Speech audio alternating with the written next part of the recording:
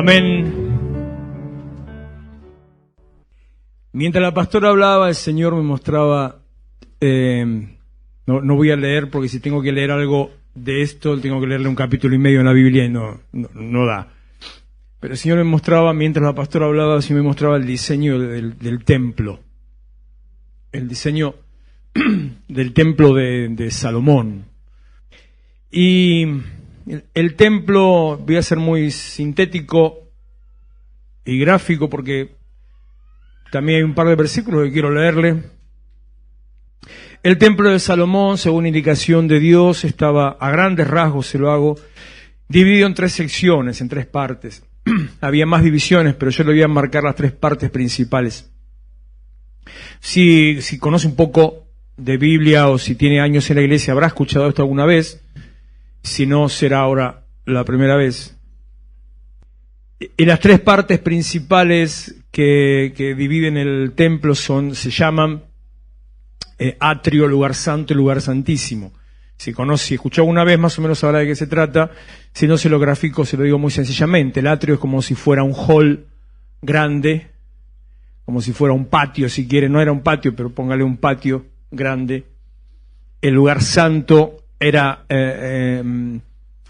como si fuera la preparación, lugar de la previa, el lugar donde todos estaban, los sacerdotes y los que se presentaban delante del Señor, los que iban a llevar sus ofrendas, donde estaba el coro, el coro continuo, cantaba las 24 horas, estaba cantando, donde estaban las lámparas encendidas, todo eso es el lugar santo.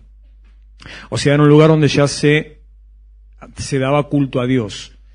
Y pasando ese lugar había un lugar privado, prácticamente, podríamos decir, imposible de atravesar, solamente podía una persona una vez al año entrar, que se llama en la Biblia el lugar santísimo.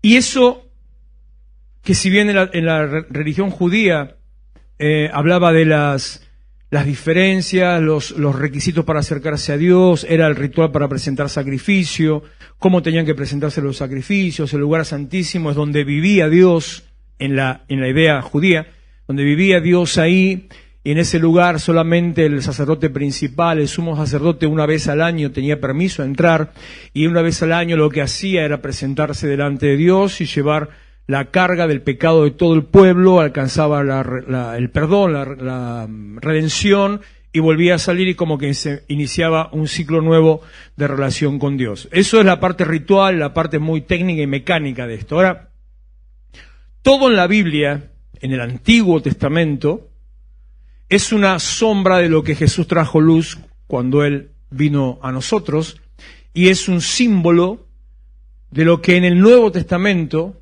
Jesús nos enseña, nos habla, nos muestra de la relación con Dios. Todo el Antiguo Testamento, más que nada los primeros 5 libros, que son los libros de la ley, todo eso es un simbolismo, no es la palabra correcta, pero es la que usted mejor va a entender.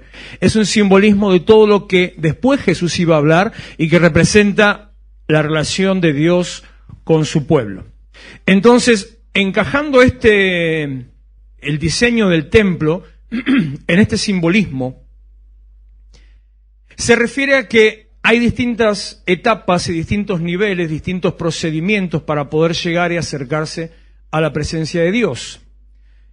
Más allá de que el velo, dice la Biblia, el velo, el lugar santísimo ya no está separado, sino que uno puede entrar, o sea, cualquiera puede entrar a la presencia de Dios, sigue habiendo distintos niveles. ¿Y por qué le digo esto? ¿A dónde voy con esto? Yo me lamento a veces de muchos de nosotros que nos conformamos con los lugares de la multitud. El lugar de la multitud era el atrio, el lugar donde todo el mundo llegaba, venía ahí, imagínese, farra, fiesta, bromas, chistes, ahí todo el mundo ahí presente en el primer patio donde se entraba al templo. Y podríamos hoy representarlo con decir, soy cristiano, estoy en la iglesia, recibí a Cristo.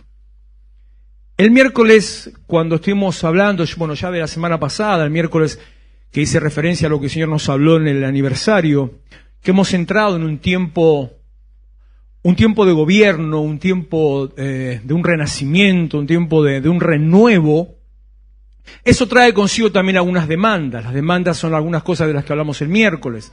Para poder ejercitar gobierno es necesario que yo me gobierne a mí mismo. Para poder ejercitar el gobierno es necesario que yo tenga dominio propio. Para ejercitar gobierno tengo que, con lo que terminamos el miércoles, tengo que limpiar la casa, sacar todas aquellas cosas que son de tropiezo, que impiden, hasta que pueda manifestar el reino de Dios en nuestras vidas, en mi vida y en lo personal.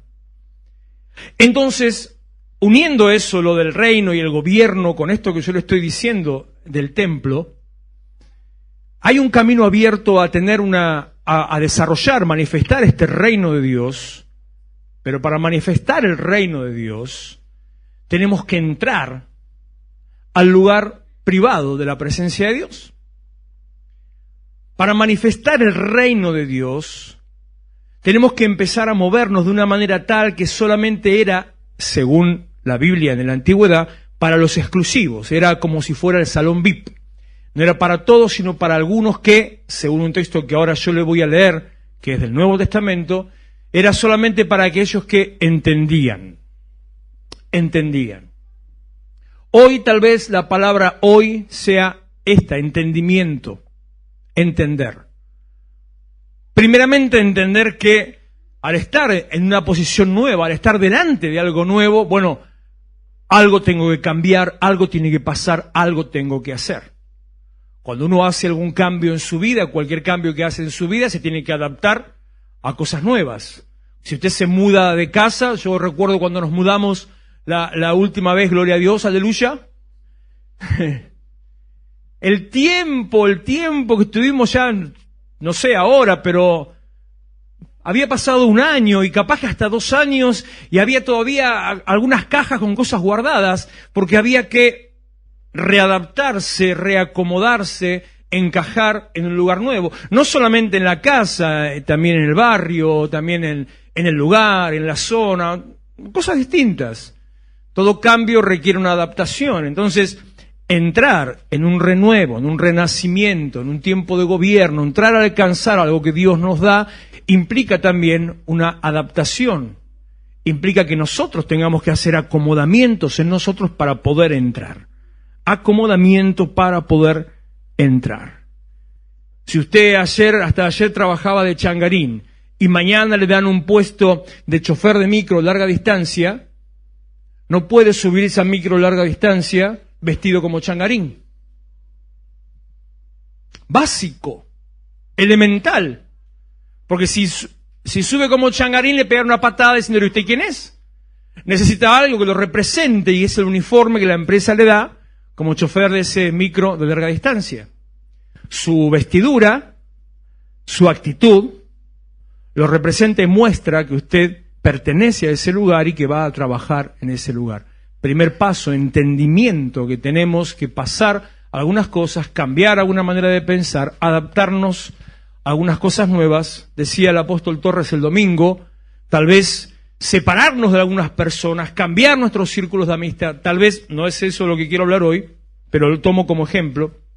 Entendimiento, que tenemos que avanzar a un lugar distinto para poder manifestar el reino de Dios en nuestras vidas. La pastora le decía, ¿quiere ser bendecido? Yo digo, ¿quiere ser bendecido?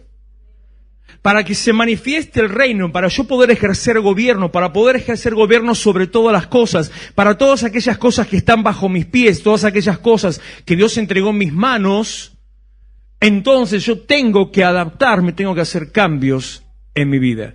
Y tengo que entender, básicamente, que tengo que pasar por ese lugar, de dejar algunas cosas y entrar y entender algunas cosas nuevas.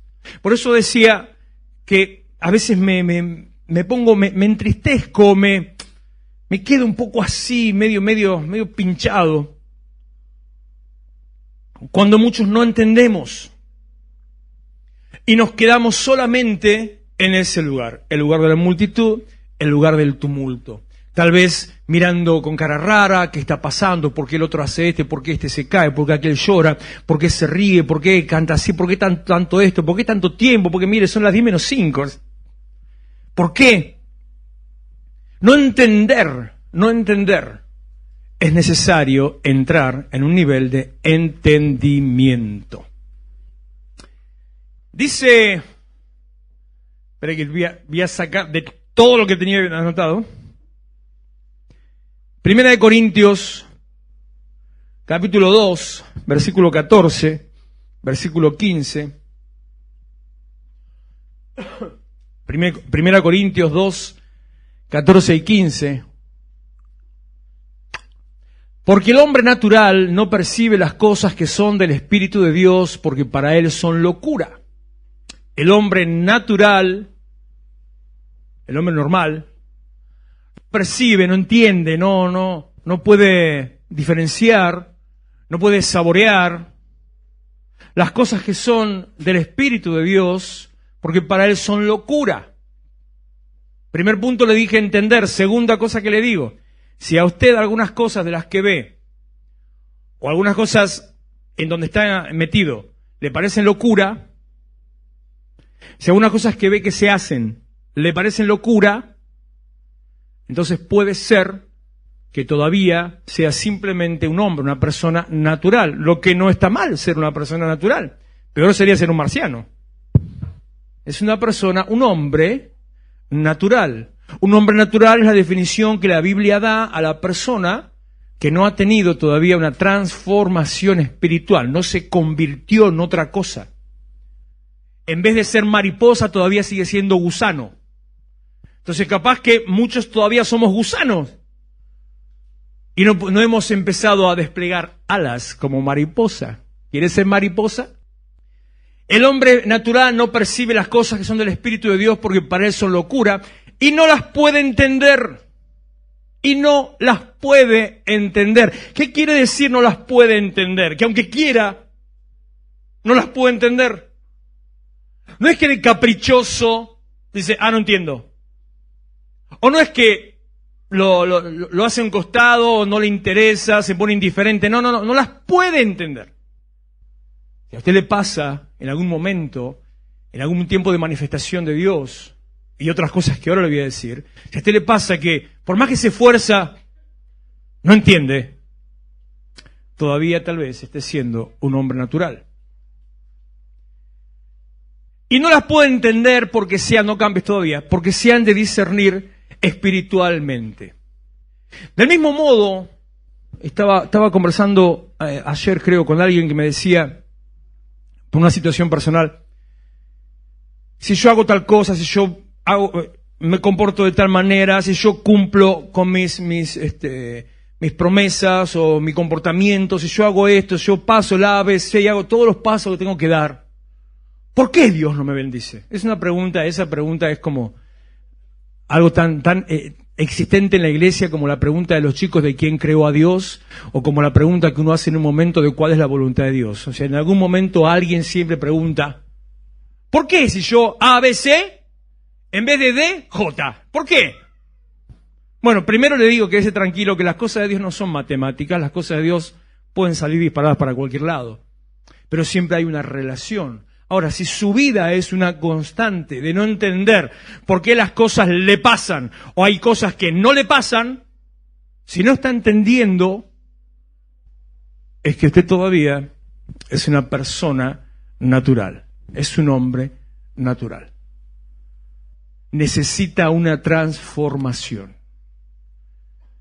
Necesita discernir espiritualmente, lo que quiere decir poder juzgar entre una y otra cosa espiritualmente, desde el espíritu, del corazón. Poder decir, esto sí, esto no. Discernir espiritualmente quiere decir, según algo que le sucede en su interior y que tal vez no puede explicar, usted dice, es por acá, no es por allá. O usted dice, es esto lo que quiero, no es aquello. O usted dice, hacia ese lado tengo que ir. Tal cosa tengo que decir. Lo discierne espiritualmente, lo reconoce espiritualmente. Cuando usted es una persona espiritual. Si usted no es una persona espiritual, no entienda, yo no entienda nada, poquitito español yo. No entiende. Versículo 15.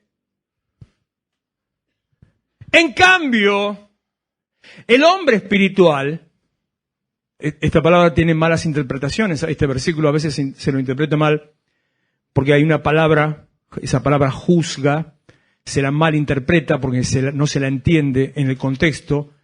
Y siempre que uno dice juzgar, la mayoría de las personas entienden solamente cuando alguien está juzgando a otro. Ah, porque vos sos así, tata. Y eso es apenas una cara del significado de juzgar, pero es la que nosotros más conocemos. No dice eso, no quiere decir eso. El espiritual juzga todas las cosas, no quiere decir que alguien está dictando sentencia. Juzgar significa discernir. Juzgar significa que cuando usted abre la crema de leche y la ve, dice, está cortada. Y no la pone en la comida. Y tira al pote. Juzgar quiere decir que cuando va a agarrar la leche, le sintió el olor agrio, y dice, se pasó. Juzgar es ver, no, esta carne ya mejor que se la doy al gato. Al perro no se la dé, désela al gato. Al perro no le dé carne fea, al gato sí. Eso significa juzgar, significa discernir, significa hacer una diferencia y poder evaluar en base a lo que Dios le habla a su corazón. Aunque usted no se dé cuenta que Dios le está hablando en su corazón. Es como un impulso cuando usted es un hombre espiritual. El hombre espiritual juzga todas las cosas, reconoce, y la parte más controversial de este texto es que dice, y él no es juzgado por nadie. ¿Por qué no es juzgado por nadie? No quiere decir que nadie lo puede criticar, sino quiere decir, nadie lo entiende. Nadie lo entiende. Estamos entrando en un tiempo donde tenemos que convertirnos en esto. Tenemos que entrar en un nivel espiritual. Porque cuando no entramos en un nivel espiritual, no podemos percibir, recibir y tener las cosas que Dios tiene para nosotros. No podemos entrar a caminar según el reino de Dios. Mateo capítulo 13, versículo 10. Entonces, acercándose los discípulos, le dijeron a Jesús, obviamente, ¿por qué les hablas por parábolas? Él respondiendo les dijo, porque a ustedes, a los discípulos, les es dado a saber los misterios del reino de los cielos, mas a ellos no. ¿Quiénes son ellos? Los hombres naturales. ¿Quiénes son ustedes? Los hombres espirituales. A ustedes les es dado a conocer, a saber los misterios del reino de los cielos. Atención, alert. El reino de los cielos tiene misterios. Muchos misterios. Las cosas de Dios no son matemáticas.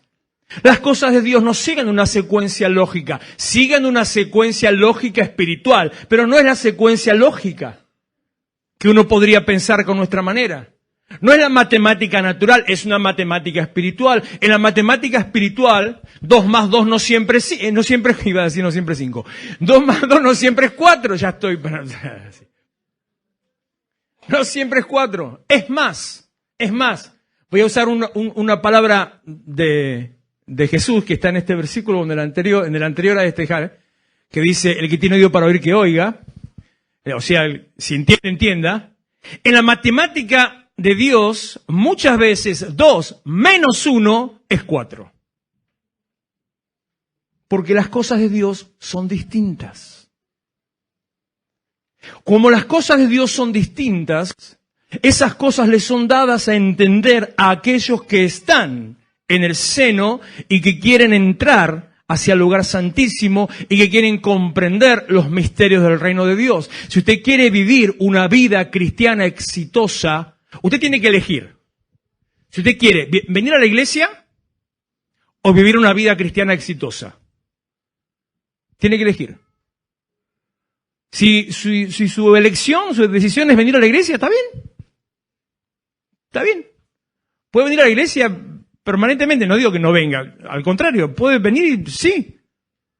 Y va a estar bien, y se va a sentir bien, y le va a gustar, y va a disfrutar algunas cosas, otras capaz que no. Y va a conocer gente, va a conocer amigos, capaz que encuentra novio, que encuentra novia. ¿Capaz? Y va a seguir, va a avanzar, y va a tener su vida rutinaria como todo el mundo. Pero si usted quiere hacer la diferencia, aclaro, usted ha sido llamado para marcar una diferencia. Usted ha sido llamado para ser diferente. Usted fue llamado para salir del medio del pueblo completo, puesto afuera, puesto aparte. Eso significa santificación. Y desde la santificación a ponerse en un nivel superior para que sea visto por los demás. Y al estar en un nivel superior empezar a brillar. El resplandor de Cristo sobre su vida para que de golpe los demás vean que se puede salir de las tinieblas y alcanzar una vida distinta. Una vida cristiana exitosa. Si usted quiere una vida cristiana exitosa, tiene que conocer los misterios del reino de los cielos, los misterios de Dios, y para eso necesita convertirse en una persona espiritual. Es más, si hasta ahora hay cosas que no entiende, necesita convertirse en una persona espiritual. A ustedes les es dado saber los misterios del reino de los cielos, mas a ellos no.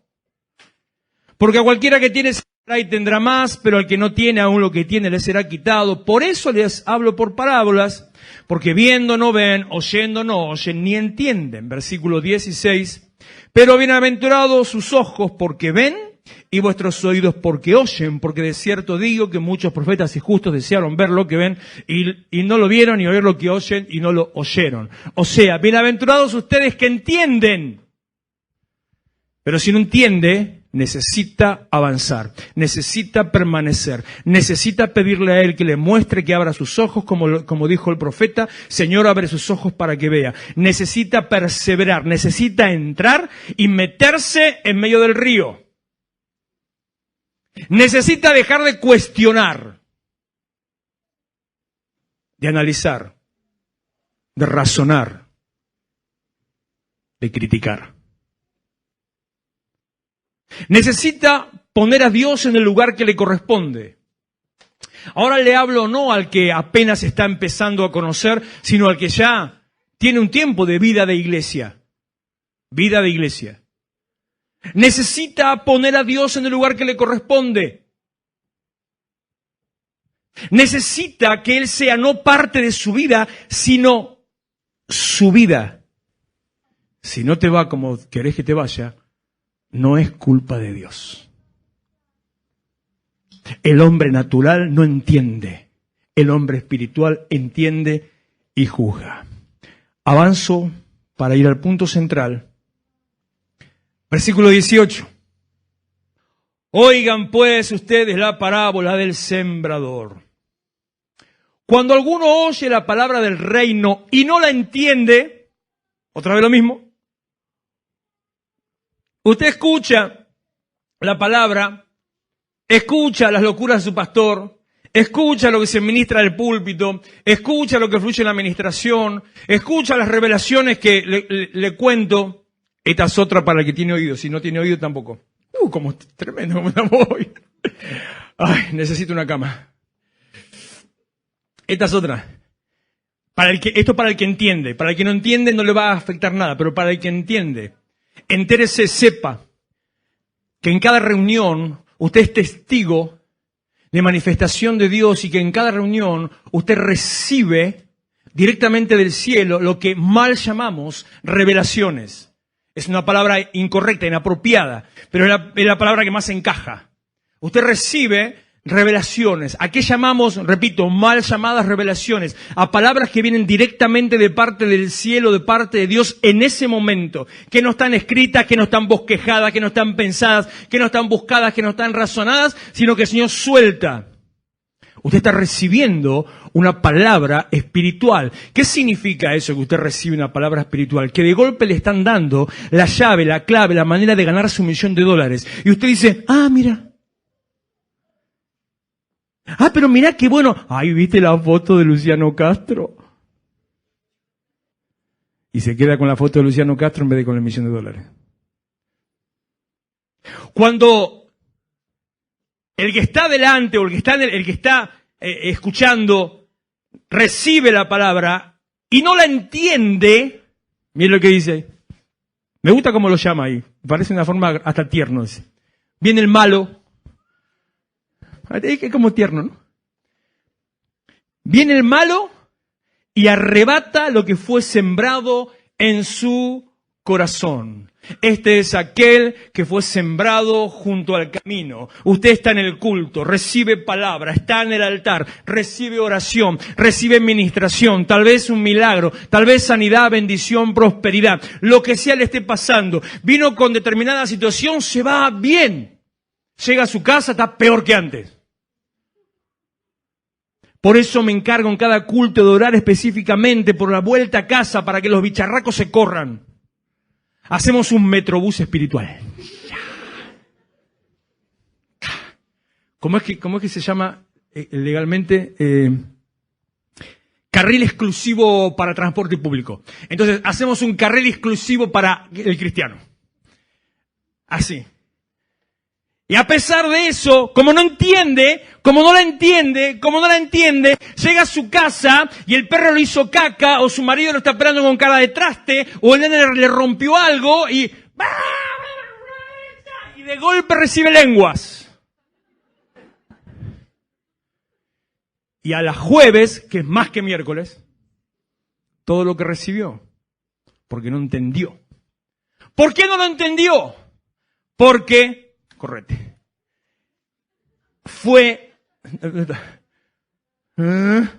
este es el que fue sembrado junto al camino, no en el camino.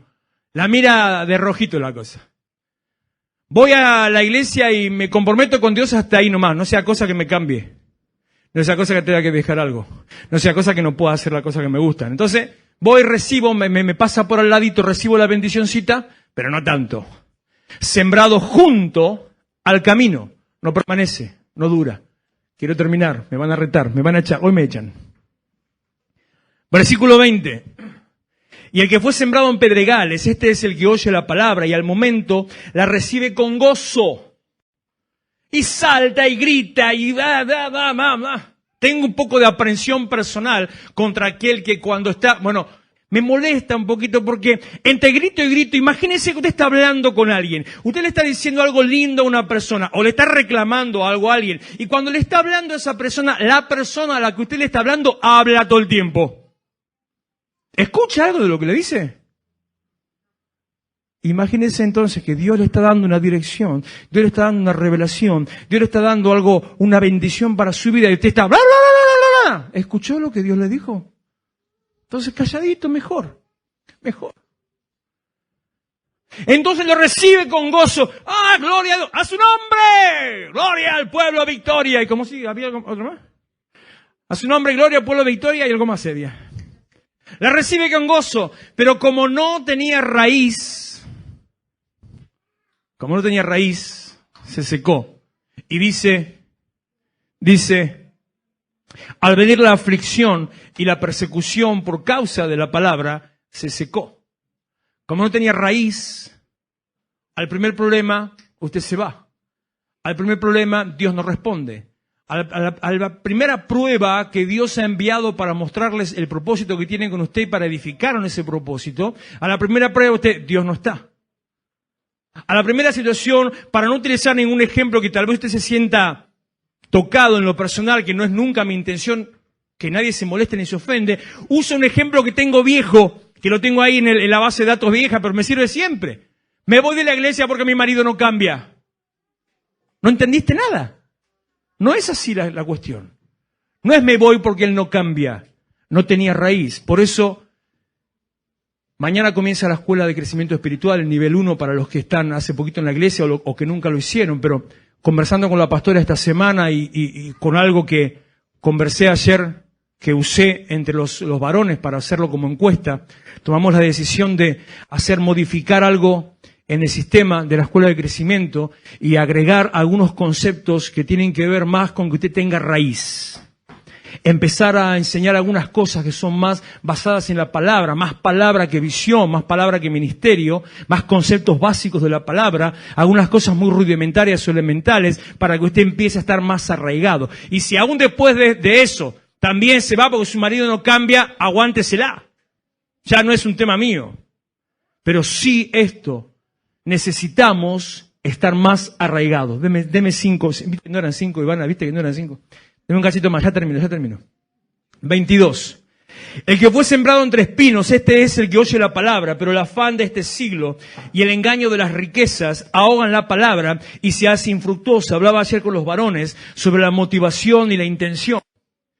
Y si usted viene a la iglesia, si usted se acerca a Dios para ser bendecido, si pone en primer lugar las riquezas, o como dijo Jesús, no se puede servir a dos señores, y hay un montón de versículos que lo hubiera dicho, pero que los estoy pasando por así. Los afanes de las riquezas, aquello es lo que usted pone en primer lugar, lo vuelvo a decir, no pone a Dios en el lugar que tiene que poner, y pone primeramente solamente las ganancias, o la riqueza, o la economía, o lo material. Mira lo que pasa. Desaparece. Y termino con esto. El 22 termina diciendo, y el engaño de las riquezas ahogan la palabra y se hace infructuosa y no tiene fruto. Y usted ve que al otro le funciona y a usted no le funciona. No es que la palabra no funciona. El lugar donde fue sembrado no funciona. Tiene que cambiar el lugar donde usted recibe la palabra. 23, y termino con eso. Mas el que fue sembrado en buena tierra, este es el que oye y entiende la palabra. Fíjese que la clave, como le dije al principio, la clave acá está entendimiento. El que es sembrado en buena tierra, o la palabra sembrada en buena tierra, o la semilla sembrada en buena tierra, y voy a hacer un paréntesis. Muchas veces, si usted tiene trayectoria de iglesia, habrá escuchado muchas veces el concepto de sembrar en buena tierra, y lo habrá escuchado de esta manera. Cuando usted va a sembrar en lo económico, cuando va a ofrendar a alguien o algo, tiene que fijarse si esa persona es una persona que tiene llamado, ministerio o el lugar donde está, si es una iglesia, si la iglesia es bendecida, si está creciendo, si hay manifestación de Dios, si Dios se mueve, si hay palabra. Y entonces a eso le llaman buena tierra. Entonces sembrá ahí porque esa es buena tierra, sembrá ahí porque entonces vas a ser bendecido. Ese es el concepto que muchas veces circula. Cerramos esa parte y ahora le digo yo, eso es cuento. No es así. Y no es lo que Jesús dice. Y si no es lo que Jesús dice, me importa un cuerno lo que diga cualquier pastor, apóstol, iglesia, denominación, lo que fuere. No es eso la buena tierra.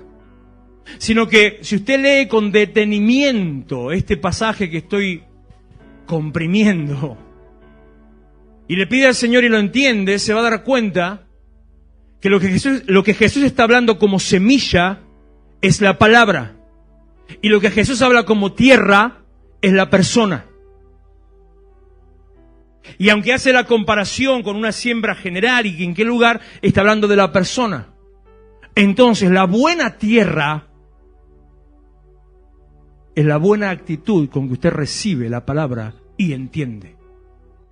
La palabra que es sembrada en buena tierra, en un corazón dispuesto, en un corazón que pone a Dios en primer lugar, la palabra que es sembrada en buena tierra y se entiende, entonces, mire lo que dice, da fruto y produce a 100, 60 y 30 por uno.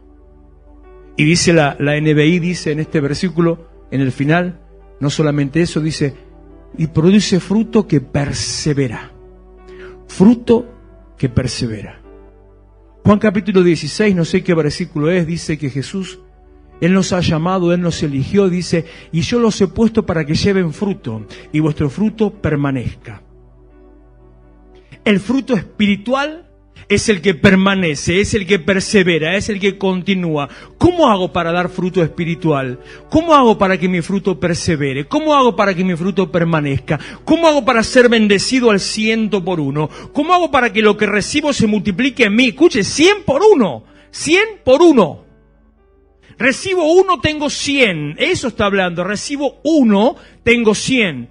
Porque también en eso cometemos el error de pensar automáticamente nuestro cerebro, nuestra mente, acostumbrada a escuchar un montón de cosas, cuando yo le digo 100 por uno, usted entiende 100%. Entonces interpreta que 100 por uno es el doble. Interpreta que si le estoy dando 5, usted va a tener 5 más, como la parábola de los talentos. Pero 100 por 1 no es 100%. 100 por 1 es que si le estoy dando 5, usted va a producir 500. Eso es lo que Dios dice cuando usted es un hombre, una persona espiritual. Póngase de pie, por favor. Tiempo de gobierno, tiempo de renuevo, tiempo de transformación y cambio. Y perdón por la hora, por favor.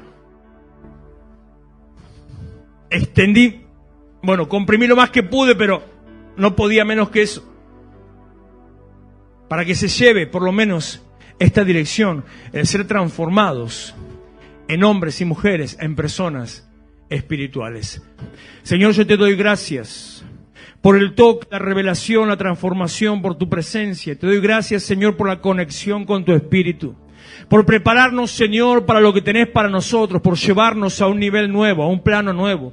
Por tener para tu pueblo, para tus hijos riquezas, bendiciones en abundancia, prosperidad, Señor. Por tener para nosotros dirección profética y espiritual. Por tener la respuesta clara, la manera apropiada para ser bendecido, para ser aún prosperado. Por tener de tu mano, Señor, la dirección para saber en qué invertir y cómo. Qué decisiones tomar y cuáles no. Para saber, Señor, cuál es el camino correcto y cuál no. Por eso, papá, yo te pido en esta noche, Señor, que hables a nuestro corazón para que seamos transformados. De hombres naturales a hombres espirituales, que pongamos, Señor, tu nombre, tu rostro, tu presencia, tu nombre, Señor, en primer lugar, para poder ser llenos de toda la plenitud de Dios.